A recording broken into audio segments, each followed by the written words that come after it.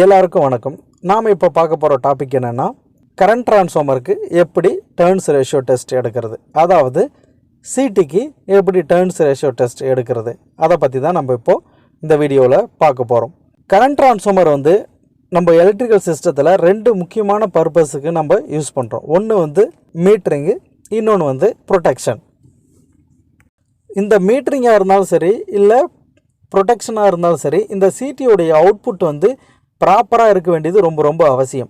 அதாவது 1000 பார் 5 arms ratio இருக்கிற CD அப்படின்னா, இன்புட்டில் ப்ரைமரியில் 1000 ஆம்ஸ் போகும்போது செகண்டரியில் 5 ஆம்ஸ் வரணும்.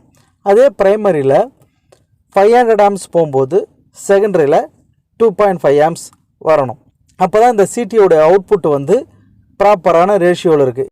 அதே இந்த சிடி வந்து ப்ரைமரியில் 1000 ஆம்ஸ் போகும்போது செகண்டரியில் 5 ஆம்ஸ் கொடுக்காம 2.5 ஆம்ஸோ இல்லை 3 ஆம்ஸோ இந்த மாதிரி டிஃப்ரெண்ட்டாக ஆம்ஸை வந்து கொடுத்ததுன்னா இந்த சிடி வந்து ப்ராப்பரான ரேஷியோவில் ஒர்க் ஆகலை, இந்த சிடி வந்து ஃபால்ட் ஆகிருக்கு அப்படின்னு அர்த்தம்.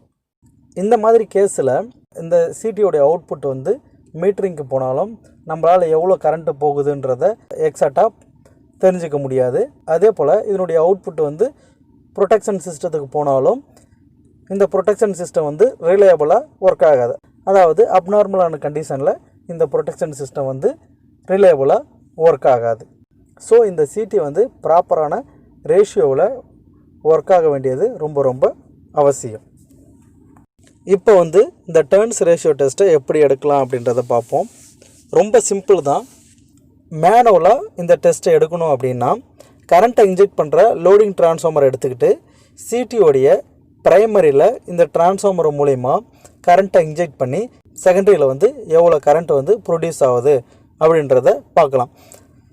எக்ஸாம்பிளுக்கு 100 பார் 1 ரேஷியோ இருக்கிற சிடியை செக் பண்ணணும் அப்படின்னா, தியரிட்டிக்கலாக ப்ரைமரியில் 20 ஆம்ஸ் இன்ஜெக்ட் பண்ணும்போது செகண்டரியில் 0.2 ஆம்ஸ் வந்து வரணும். அதே போல் 40 ஆம்ஸ் இன்ஜெக்ட் பண்ணும்போது செகண்டரியில் 0.4 ஆம்ஸ் வந்து வரணும்.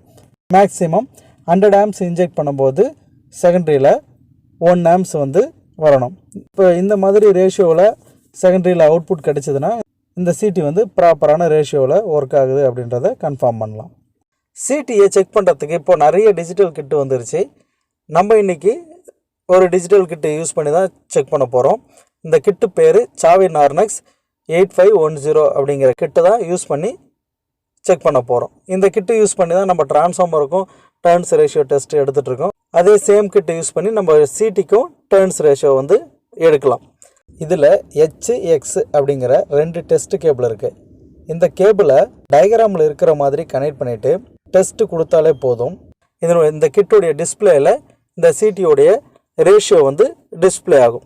ஓகே, இப்போ எக்ஸாம்பிளுக்கு 2 சிடி எடுத்துப்போம். ரெண்டுமே சேம் ரேஷியோ இருக்கிற சிடி தான். இதில் ஒரு சிடி வந்து ஃபால்ட்டாக இருக்கிற சிடி, இன்னொரு சிடி வந்து நல்ல சிடி. ஃபஸ்ட்டு நல்ல சிடியை செக் பண்ணி பார்ப்போம். இந்த சிடியோடைய ரேஷியோ 400 பார் 200 பார் 1. அதாவது S1 S3 400 பார் 1, S1 S2 200 பார் 1. ஃபஸ்ட்டு S1 S3 400 பார் 1 ரேஷியோ.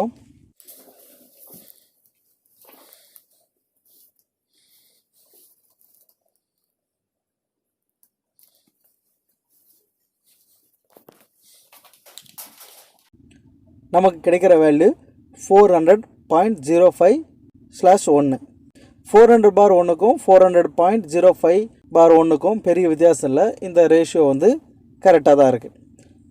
அடுத்து S1 S2க்கு செக் பண்ணி பார்ப்போம். இது வந்து 200 பார் 1 ரேஷியோ. நமக்கு கிடைக்கிற வேல்யூ வந்து 199.98 பார் 1. 200க்கும் 199.98க்கும் பெரிய வித்தியாசம் இல்லை. ஸோ இந்த ரேஷியோவும் ப்ராப்பராக இருக்குது. அடுத்து ஃபால்ட்டு சிட்டியை செக் பண்ணி பார்ப்போம். சேம் தான். S1 S3 400 பார் 1 ரேஷியோ, S1 S2 200 பார் 1 ரேஷியோ. ஃபஸ்ட்டு S1 S3 400 பார் 1 ரேஷியோ வரணும். நமக்கு வர வேல்யூ 389.6 பார் 1.